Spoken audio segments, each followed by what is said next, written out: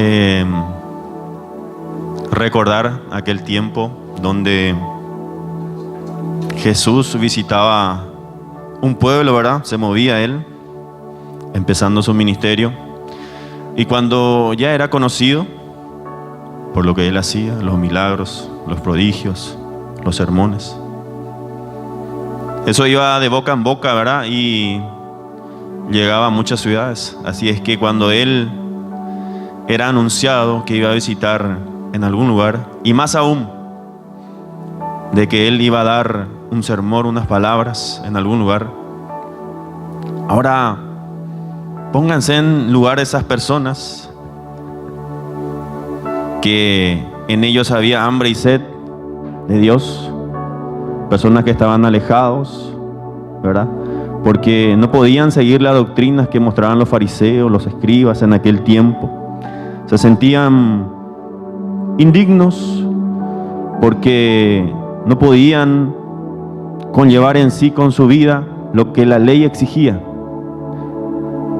Así es que ese Jesús vino a mostrar algo diferente. Él, en cada palabra, en cada sermón, hacía una revolución. Movía el estante de aquello que siempre se escuchaba, como por ejemplo amar al enemigo. Ahora la gente tenía hambre y sed y se volcaba hacia donde Jesús iba a hablar, iba a presentarse. La palabra habla de miles de ellos. Habla de 5,000 hombres, sacando a mujeres y niños, quienes se preparaban, hacían viajes, movían de todo para poder llegar a ese lugar y escuchar lo que el Salvador tenía que decir. Imagínense el movimiento de esa gente, de esas familias. Vamos, vamos, vamos, vamos, porque es hoy.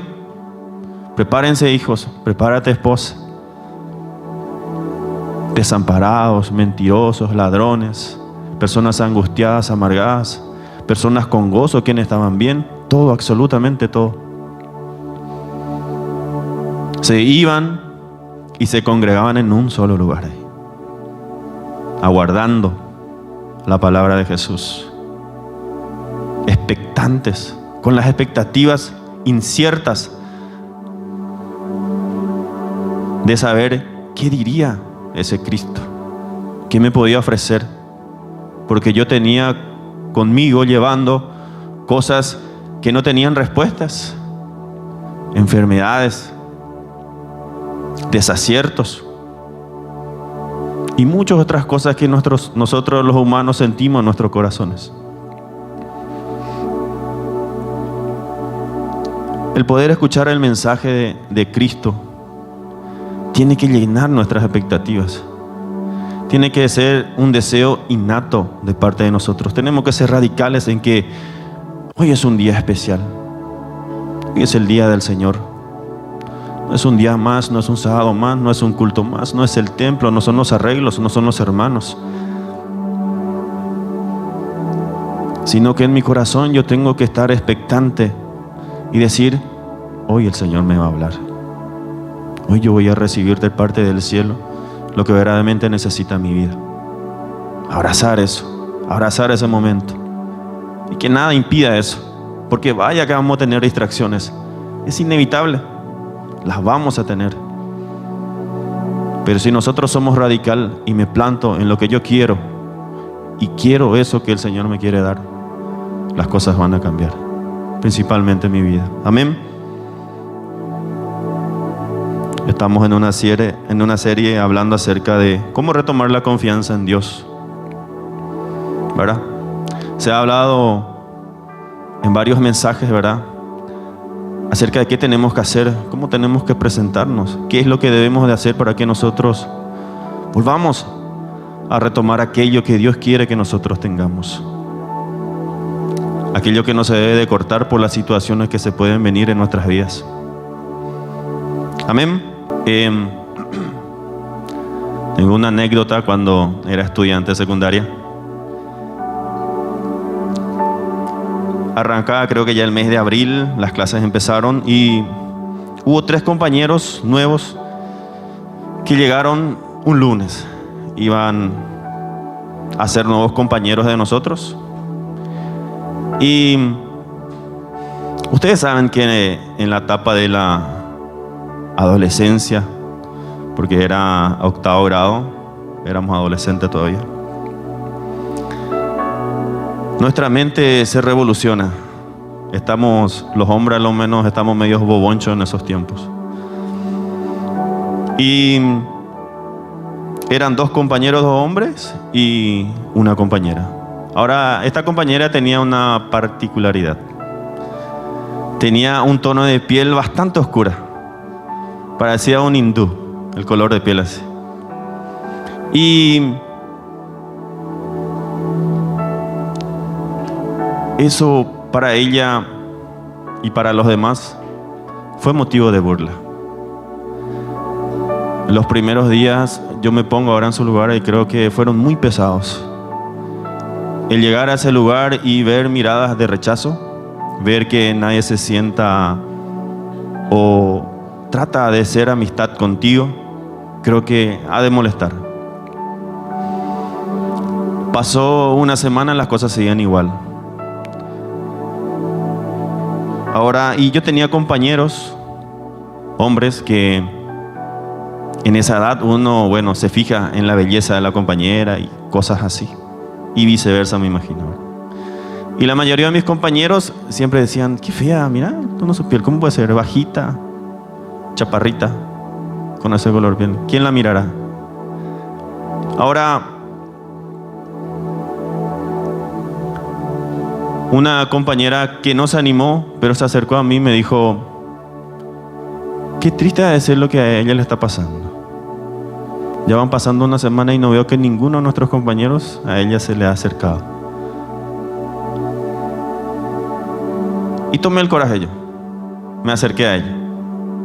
Me acerqué, le toqué la espalda. Isca se llama ella. Y empecé a hablar con ella. Le pregunté de qué colegio venía, todas esas cosas. Iban pasando los días así y se iban integrando mi grupo de compañeros, porque es clásico que en la secundaria tenemos nuestro anillo de amigos, 4 o 5 por ahí, que estamos bien capea ahí, ¿verdad? Y de a poquito ellos se iban uniendo en hacer amistad con ella. Las cosas cambiaron muchísimo. De ahí para entonces nos hicimos muy amigos de ella y todo el resto del salón. Me hace recordar mucho el pasaje de la mujer samaritana. Creo que la mayoría conoce, ¿verdad? Acerca de esta mujer que tuvo un encuentro con Jesús. Esta mujer pertenecía a una ciudad, Samaria, llamada. Los samaritanos no se llevaban bien con los judíos. Pero en cierta ocasión, Jesús vino a hacer una revolución en ese lugar. La historia de esta mujer es algo para quien que no tiene el sentido de ubicarse en los zapatos de alguien más. Creo que es una historia muy condenatoria para ella, por el pasado que tenía esta mujer. Dice que ella, por ejemplo, se acercaba al pozo, ahí de Jacob, donde todo el pueblo de Samaria iba a buscar agua. Ella esperaba a que todas las mujeres, en un decir que estaban bien, primeramente vayan y sacasen agua de ese lugar. Ella no se quería mezclar con ninguna de ellas, porque ella tenía ese sentimiento de que iba a ser rechazada, iba a ser mal mirada, como cada día pasaba en su vida. Entonces las mujeres, hablando así en términos normales, iban temprano, tipo 8 o 9 de la mañana, sacaban el agua. Ella esperaba hasta el mediodía, cuando todos estaban tranquilos en su casa almorzando. Ella tomaba ese tiempo para ir y sacar agua de aquel lugar, para no tener contacto con ninguno. Ella estaba cansada de ser apuntada, señalada acerca de lo que ella era, de lo que es. Da la particularidad de este pasaje de que habla de que esta mujer tenía conocimientos. Sabía de las tradiciones judías, sabía de Jehová, tenía conocimiento ella. Jesús dice que tenía que ir de una ciudad a otra y en el medio quedaba Samaria. Y caminando él, sabemos que para Dios todo es planeado, craneado para que llegue a nuestras vidas, ¿verdad? Dice que Jesús llegó en ese momento, en esa hora, en donde esa mujer iba con sus cántaros a quitar el agua. Cuando llega esa mujer, lo ve sentado a Jesús y empieza una charla muy revolucionaria. Una charla que rompe paradigmas, una charla que rompe las estructuras, una charla que sacó y cambió de dirección lo que le apuntaba a ella.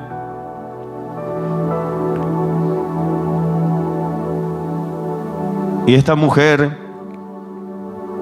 quedó impactada porque cómo es que un hombre, y más un judío, podía hablar con ella. Pero Jesús fue un poquito más. Jesús le pidió beber del agua que ella estaba sacando. ¿Cómo yo podría hacerlo? Esa mujer conocía las costumbres. ¿Cómo yo podría ofrecerte agua? Yo soy una mujer samaritana. Y si supieras quién soy, no me pedirías. Pero qué increíble. Jesús conoce nuestro historial, absolutamente todo.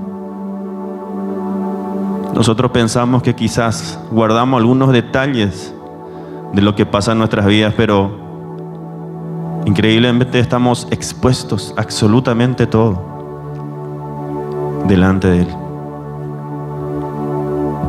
Y Jesús se presentó y le estaba hablando de que si alguien bebiera del agua que Él ofrecía, no iba a volver a tener sed nunca más. Yo eso quiero, dice esta mujer. Y empezó una charla así, donde Jesús le invitó a que vaya a buscar a su familia, a su marido. Y esta mujer le dice que ella no tiene marido. Jesús le dice: tienes razón, tú no tienes. Y le empieza a describir toda la historia, su historial de vida a ella. Tú que sí que eres un profeta. Y esa mujer, de a poquito, con esas preguntas teológicas, iba quitando y disipando las dudas acerca de quién era ese hombre, quien estaba pidiendo agua para calmar su sed. Y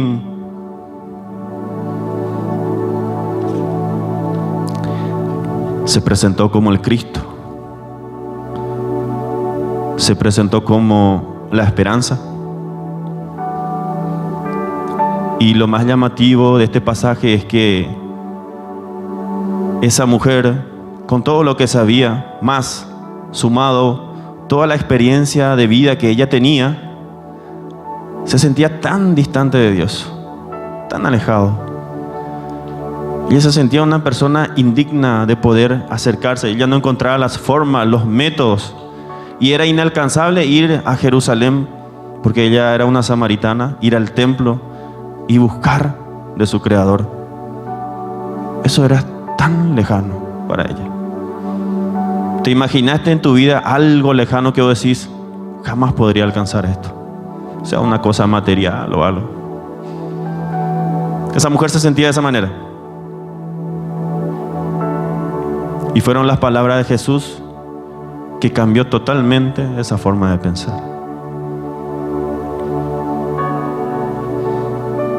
Que iba a llegar el momento en donde aquellos que buscasen a Dios,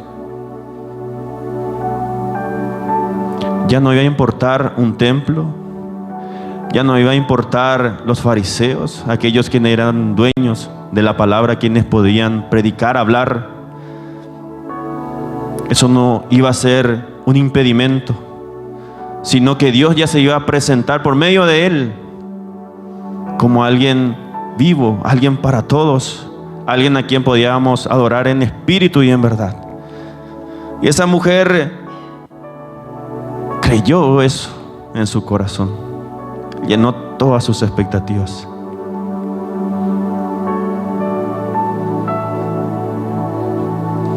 Yo me pongo a pensar a veces, creo que la mayoría de nosotros, ¿cuántas veces bebimos y nos sentamos junto a pozos equivocados en nuestras vidas? Yo he bebido, por ejemplo, del pozo de la mentira, de la lujuria, de la avaricia, de la injusticia. Hay muchos, un poco más, de los vicios, de las drogas.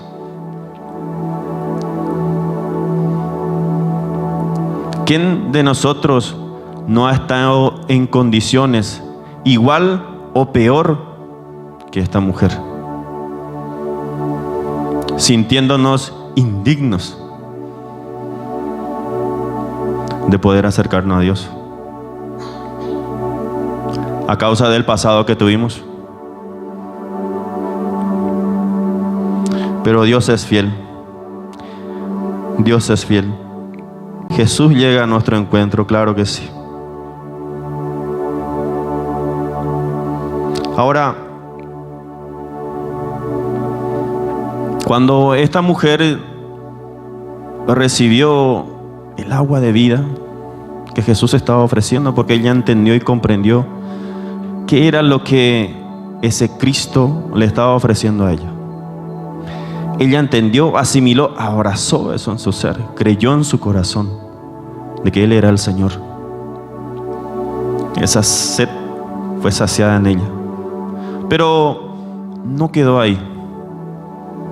Ella, con un corazón gozoso, estremecido, no podía contener eso. No podía guardárselo para ella sola. Ella a voces iba diciendo de que aquel hombre que está sentado junto a ese pozo me ha dicho todo lo que yo fui, todo lo que era, todo lo que hice.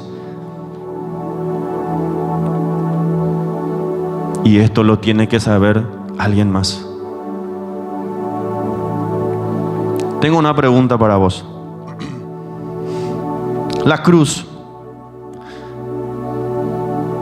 este símbolo que vemos tan famosamente, esa cruz vemos expresadas en obras, en pinturas. Hay ciudades que se llaman así.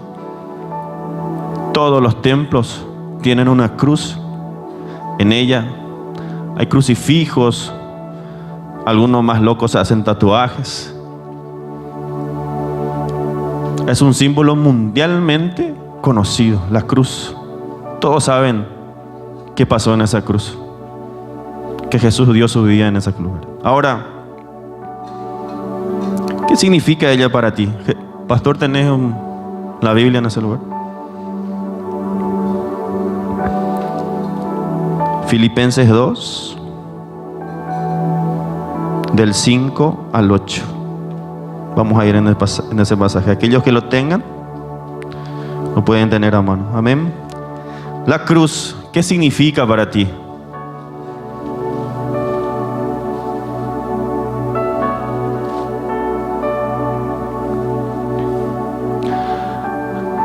Haya pues en vosotros este sentir que hubo también en Cristo Jesús, el cual, siendo en forma de Dios, no tuvo por usurpación ser igual a Dios.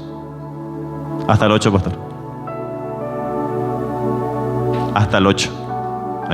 El cual, siendo en forma de Dios, no tuvo por usurpación ser igual a Dios. Sin embargo, se anonadó a sí mismo, tomando forma de siervo, hecho semejante a los hombres. El 8.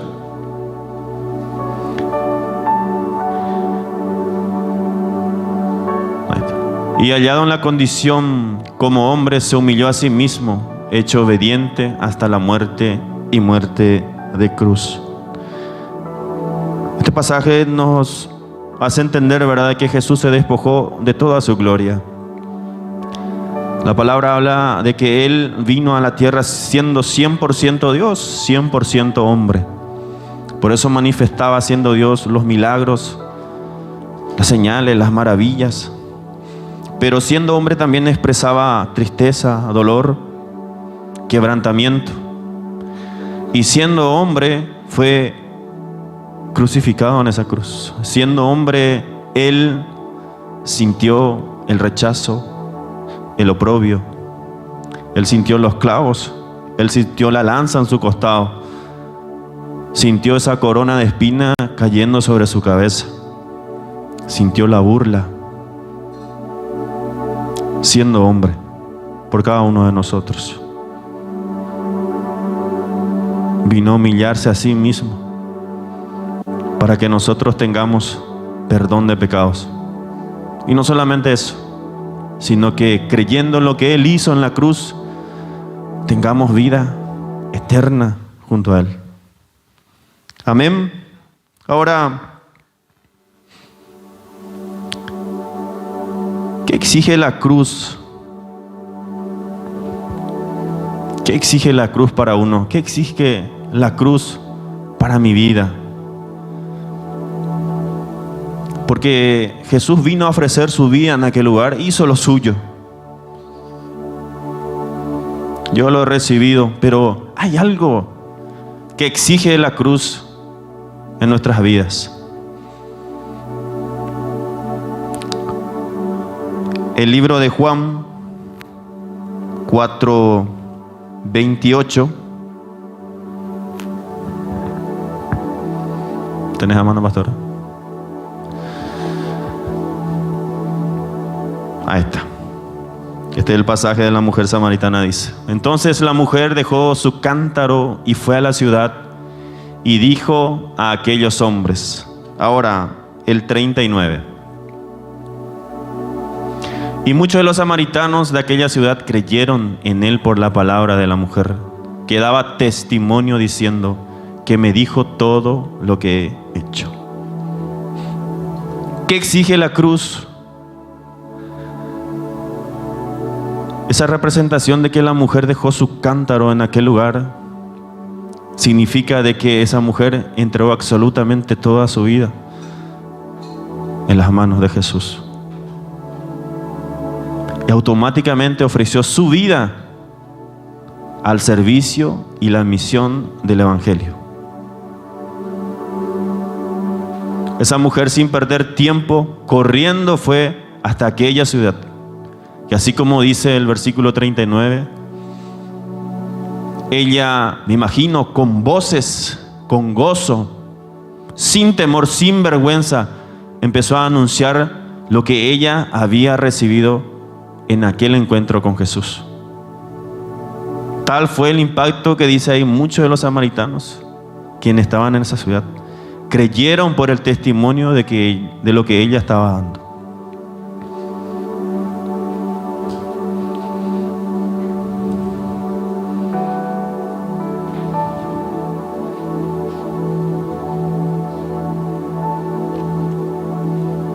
Si nosotros decimos amar a Dios, ¿amamos a Dios? ¿Amas a Dios? Qué bueno. Dice la palabra ahí en 1 de Juan 4:20. Si alguno dice, yo amo a Dios, y aborrece a su hermano, es mentiroso. Pues el que no ama a su hermano a quien ha visto, ¿cómo puede amar a Dios a quien no ha visto? Ahí tienen el versículo. Si nosotros decimos amar a Dios,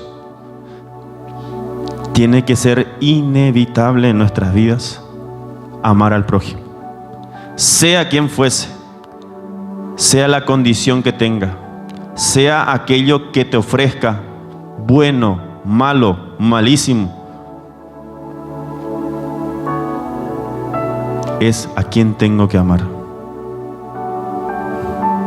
Porque ¿qué dice la palabra, por ejemplo? Id por todo el mundo y predicad el Evangelio a aquellos que me agradan. ¿Dice así? Id por todo el mundo y predicad el evangelio, las buenas noticias a toda criatura. Nosotros tuvimos pruebas ya en nuestra congregación de gente que ha venido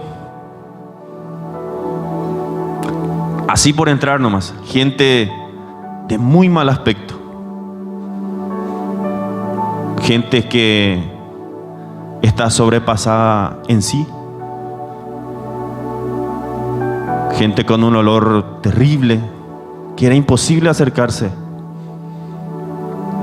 ¿Verdad que tuvimos esa prueba? Gente que no estaba mentalmente bien, vinieron y se sentaron en un lugar.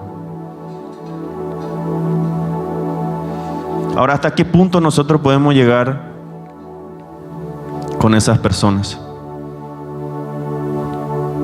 Yo tuve la oportunidad de hacer contacto con este señor que vino con un bolsón, todo sucio, todo meado,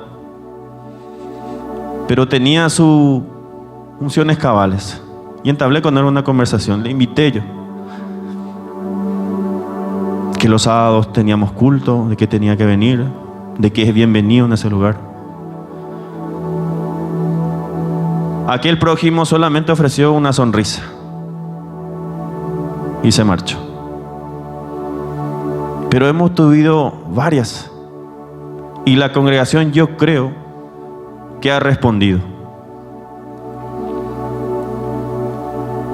Ahora, nosotros tenemos nuestras relaciones con muchas personas.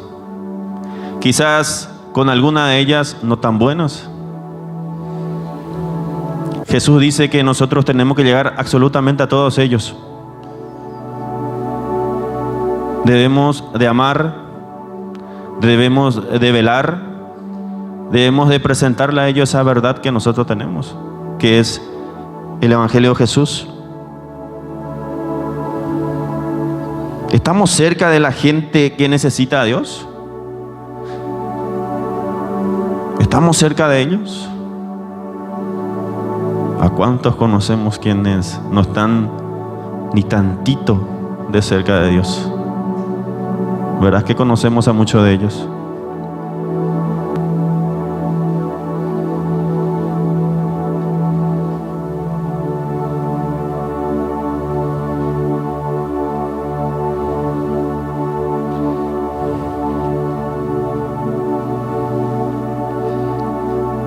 Hay otro pasaje una historia muy llamativa en la palabra acerca de aquel demonio,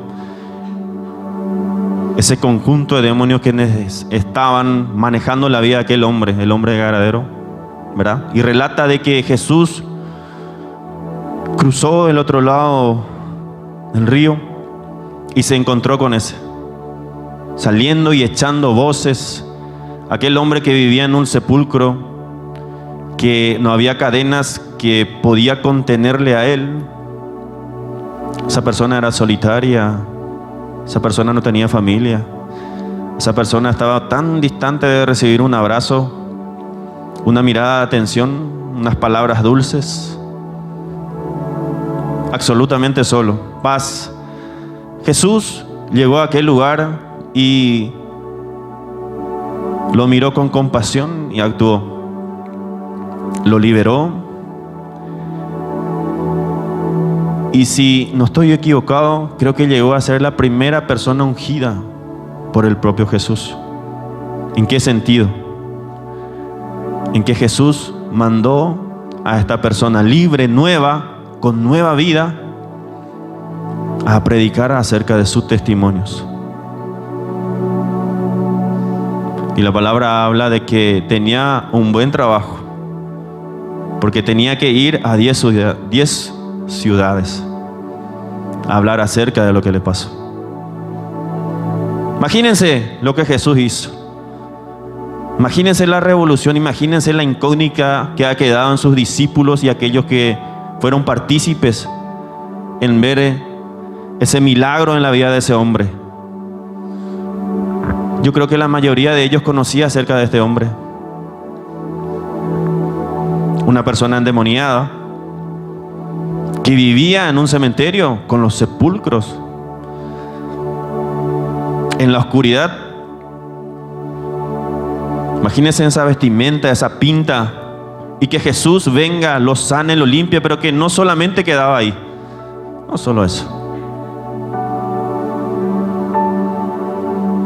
Jesús le dijo: ahora eres una nueva persona y tú serás un instrumento útil donde vas a anunciar las verdades de lo que te ha pasado.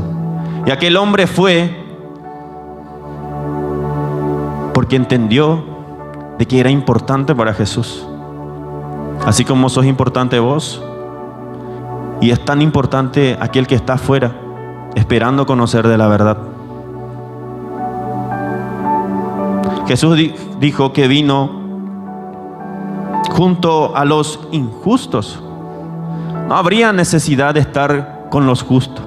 Por eso vemos a ese Jesús que se mezclaba con prostitutas, se mezclaba con ladrones, con personas rechazadas, con personas odiadas, con personas que, a según y el entender de aquellos que habitaban en ese lugar, no tenían que recibir nada de compasión.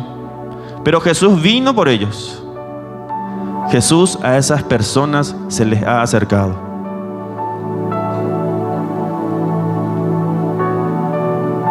Fue a sus casas, compartieron una cena, hubo palabra, hubo mensajes. Me imagino que había miradas de compasión. Esa mirada que quizás aquella mujer adúltera ¿hace cuánto que no recibía? Una mirada de compasión, una mirada de ternura, unos brazos que la abrazaban.